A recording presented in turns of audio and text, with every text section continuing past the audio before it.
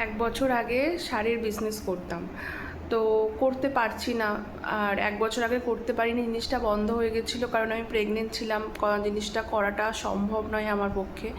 তো ভাবলাম যে এত বৃষ্টি হচ্ছে, মানে কয়েক মাস ধরে বর্ষাকাল, তাই শাড়িগুলো একটু দেখছিলাম যে আলমারি খুলে শাড়িগুলো ঠিকঠাক আছে কিনা। তো দেখলাম সব ঠিকঠাকই আছে, আর ভিডিওটাও করে রাখলাম। যদি তোমাদের কারোর প্রয়োজন হয় তাহলে অবশ্যই নিও, আমাকে বলো, ঠিক আছে? তো চলো শাড়িগুলো তোমাদেরকে দেখাই।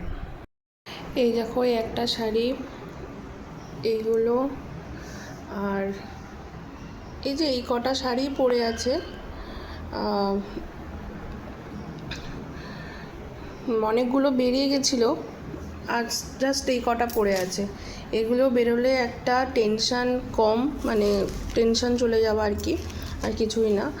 আর তোমরা যদি কেউ নিতে ইন্টারেস্ট থাকো তো অবশ্যই আমাকে জানিও।